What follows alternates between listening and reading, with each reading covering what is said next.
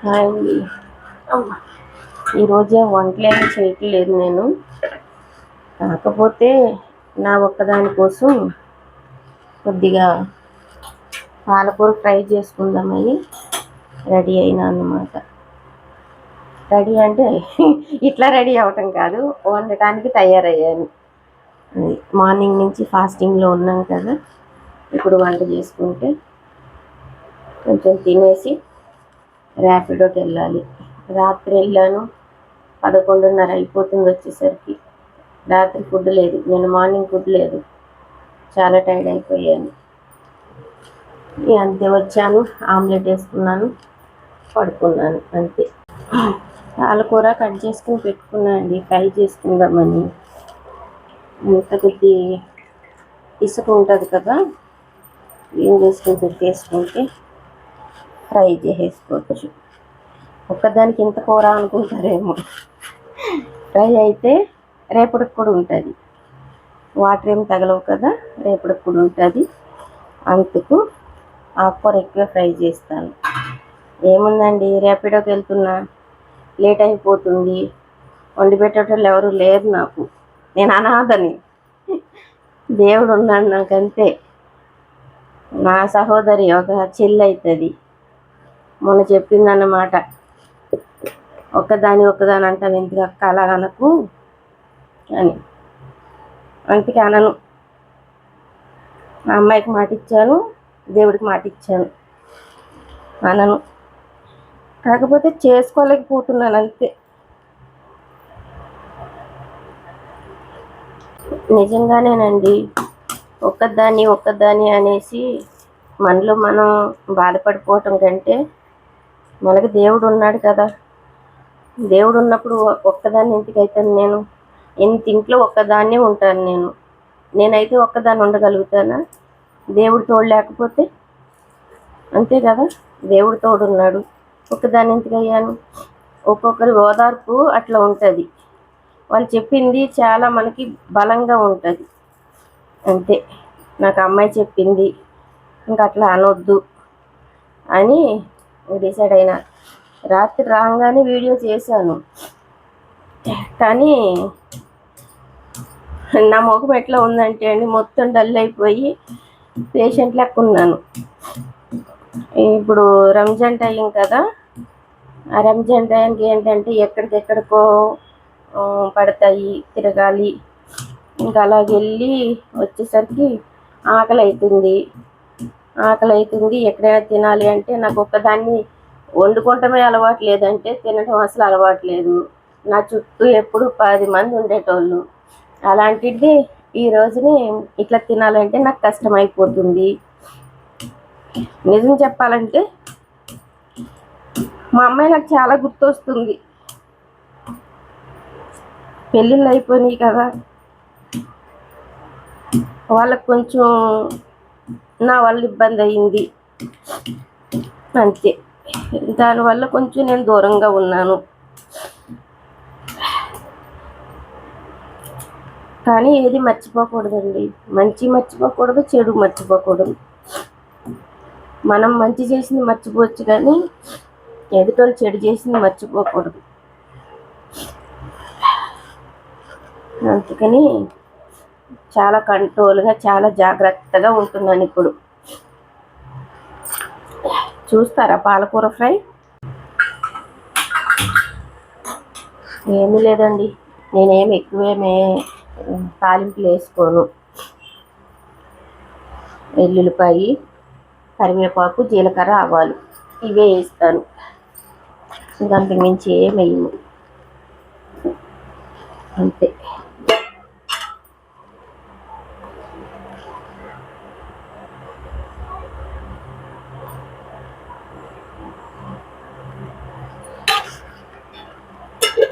నేను YouTube start చేయకముందు ఎన్నెన్ని అనుకున్నానండి, ఏవేవో మాట్లాడేసేద్దాము, ఏవేవో చేసేద్దాము అనుకున్నా. కానీ మాట్లాడే సమయం వచ్చేటప్పటికి ఏం మాట్లాడలేము అంతే.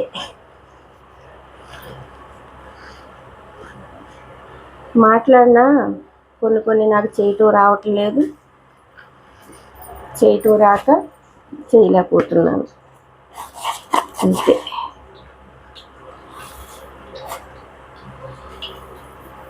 బిజినెస్ పెడదాము అని అనుకున్నాం కదండి,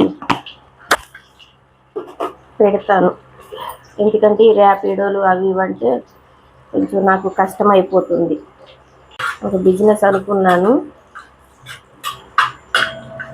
ఈ బ్యూటీ పార్లర్ ఆల్రెడీ చేద్దామని డిసైడ్ అయిపోయినా. ఎందుకంటే నేను అది చేసుకునే బ్రతికాను, పిల్లల్ని పెంచుకున్నాను. కొంచెం నేను వేరే పనులు కూడా చేసుకుని పెంచాను పిల్లల్ని.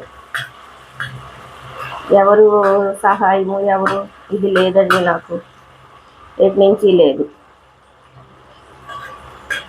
ఎటు నుంచి లేదు, ఏది లేదు.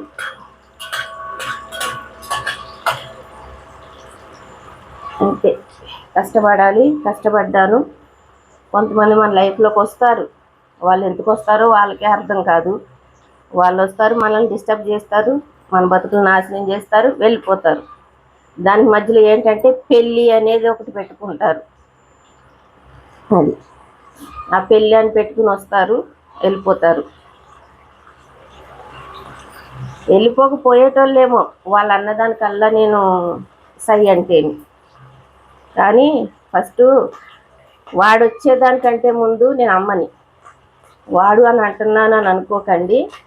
ఒక ఎదవ వల్ల మా జీవితం నాశనం అయిపోయింది, అందుకని అంటున్నాను. తప్పేమీ లేదు, అనొచ్చండి వాడిని. వాడి ఫోటో కూడా రిలీజ్ చేస్తాను. కొంచెం నా వీడియోస్ అందరూ చూస్తున్నారు అని తెలిసినప్పుడు నేను రిలీజ్ చేస్తాను. వాడి వల్ల నేనేమి నష్టపోయాను, నా బిడ్డలు ఏం నష్టపోయారు, నేనేం నష్టపోయాను రిలీజ్ చేస్తాను. చేయకోకుండా ఉండనండి. ఎందుకంటే నేను యూట్యూబ్ స్టార్ట్ చేసిందే వాడి పతనం చూడటానికి. ఎందుకంటే మమ్మల్ని ఎందుకు కాకోకుండా చేసేసాడండి. ఎందుకు కాకోకుండా, తల్లికి పిల్లకి సంబంధం లేకోకుండా, బంధువులకి సంబంధం లేకోకుండా అన్ని విధాలా పాడు చేశాడు. కాకపోతే ఒకటి ఆలోచిస్తున్నాను, నా బిడ్డ లాంటి బిడ్డలు, 2 బిడ్డలు ఉన్నారు వాడికి. అందుకు ఆలోచిస్తున్నాను. వాడి ఉద్యోగం గురించి ఆలోచించట్లేదు, వాడి గురించి ఆలోచించట్లేదు నేను. తర్వాత నన్నేమనుకుంటారని నేను ఆలోచించట్లేదు. ఏముందండి, నా భర్త చనిపోయాడు, చనిపోతే నేనున్నాను అని వచ్చాడు, మెల్లో తాళి కట్టాడు, నీ పిల్లల్ని నా పిల్లలుగా చూసుకుంటాను అన్నాడు. ఏం చేశాడు వాడు? కుక్కండి వాడు. కుక్కను కూడా పోల్చకూడదు. మా ఇంట్లో పప్పి ఉండేది, దాన్ని కూడా పోల్చకూడదు. అంత ఎదవండి వాడు. ఈ వీడియో చేరాలండి, వాడి దగ్గరికి చేరాలి, వాడి దగ్గరికి చేరాలి, నా దగ్గరికి రావాలి. ఇలా ఎందుకు మాట్లాడుతున్నావు అని అప్పుడు చెప్తానండి వాడికి సమాధానం. నేను దొంగోడికిలాగా దాక్కుంటున్నాడు, దొంగోడికిలాగా దాక్కుని నాలాంటి వాళ్ళ జీవితాలు, ఎంతోమంది జీవితాలు నాశనం చేశాడు. కానీ అలా చెయ్యను అన్నాడని నేను ఈ స్టెప్ తీసుకున్నా. నాకు ఇష్టం లేదండి. నాకు ఇష్టం లేకపోయినా కొన్ని నా లైఫ్లో నాకు ఇష్టం లేకోకుండానే వచ్చేసినాయి. కానీ పిల్లల విషయం మట్టుకి నిజంగా నాకు తెలియదు వాళ్ళ స్వేచ్ఛను కోరుకుంటున్నారు అని. ఎందుకంటే నేను పెంచుతున్నాను కదా, తండ్రి లేడు. తండ్రి చిన్నప్పుడే చనిపోయాడు. చనిపోయినప్పుడు మరి నేను పెంచుతున్నప్పుడు నన్ను తప్పుపడతారు కదా. తీసుకెళ్ళింది మా పిల్లల్ని, ఇట్లా పెంచింది అని అంటారని చాలా భయభక్తులతో పెంచానండి నేను పిల్లల్ని. ఈ రోజున నాకు అదే శాపం అయిపోయింది. నేను అలా పెంచుకోకుండా ఉండవలసింది, కానీ అలా పెంచడం వల్ల వాళ్ళకి ఈ రోజున నాకు శాపం అయింది. అని వాళ్ళు చెడ్డవాళ్ళని నేను అనను. నా పిల్లలు చెడ్డవాళ్ళు కాదు, నా పెంపకం అలాంటిది కాదు. నా పిల్లలు నెంబర్ 1 అంతే. ఎందులో కానీ నెంబర్ 1. ఒక చదువులో కానీ, పని పాటల్లో కానీ, గుణగణాల్లో కానీ నేను మెచ్చుకుంటున్నానని కాదండి. తల్లి మెచ్చుకుంటే పిల్లలకి మంచిది కాదు. ఎదుటి వాళ్ళ పిల్లల్ని పోల్చుకుంటే నా పిల్లలు ముత్యాలు. కాకపోతే వాళ్ళని ఎప్పుడూ నేను వదలలేదు కదా, కూడా పెట్టుకునే తిరిగాను కదా, అందుకని వాళ్ళకి కొంచెం ఇబ్బంది అనిపిస్తుంది అంతే. ఇబ్బంది అనిపించి కొంచెం దూరంగా ఉంటున్నారు. దూరంగా అంటే విడివిడిగా ఉండాలి, విడిపోకుండా ఉండాలి. ఇది మంచిదే. కాకపోతే నేను ఒంటరిగా లేను కదా, ఎప్పుడూను తట్టుకోలేకపోతున్నాను అంతే. చూసేటోళ్ళకి అనిపిస్తుంది ఈమెకేంటి బంగారం లాగా ఉంది, బంగారంలా తిరుగుతుంది, బంగారం లాగా లగ్జరీ లైఫ్ అనుభవిస్తుంది అనుకునేటోళ్ళు. కానీ అనుభవించే నాకే తెలుసండి ఏం లైఫ్ అనుభవించాను, ఎన్ని బాధలు పడ్డాను. ఆ ఇద్దరు పిల్లల్ని చదివించటానికి వాళ్ళకు ఒంటి మీద కనీసం ఒక డ్రెస్ కొనాలి అంటే నేను ఎంత కష్టపడ్డానో అది నాకు తెలుసు, చూచుచున్న దేవుడికి తెలుసు, మనుషులకు తెలియదు. కానీ నన్ను పెళ్లి చేసుకున్నాను వచ్చాడు కదండి ఒక ఎదవ నా లైఫ్లోకి, వాడికి తెలుసు. వాడి దగ్గర నుంచి ₹1 రావాలి అంటే నేను తల్ల కిందులుగా తపస్సు చెయ్యాలి.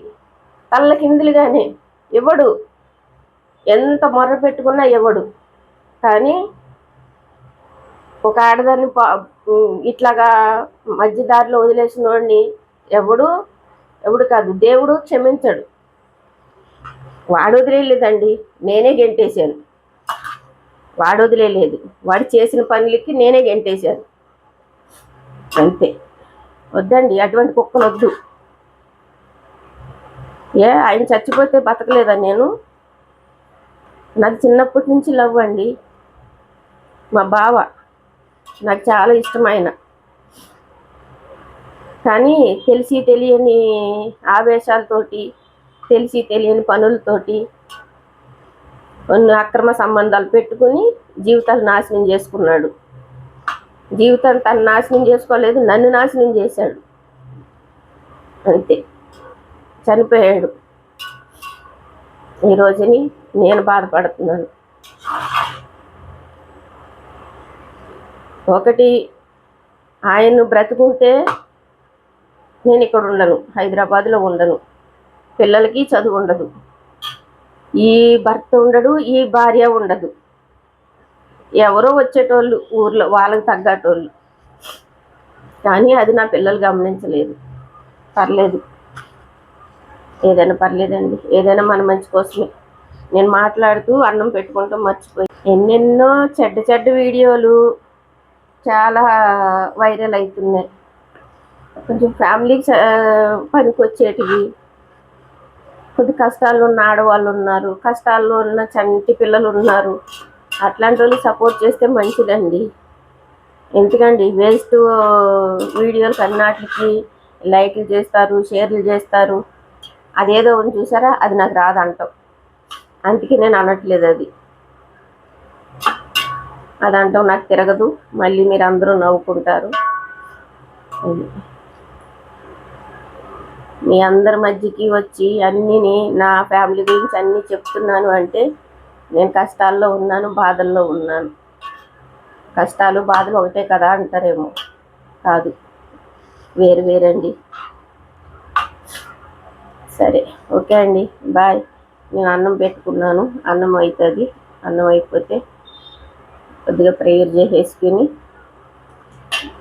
తింటాను. ఓకే.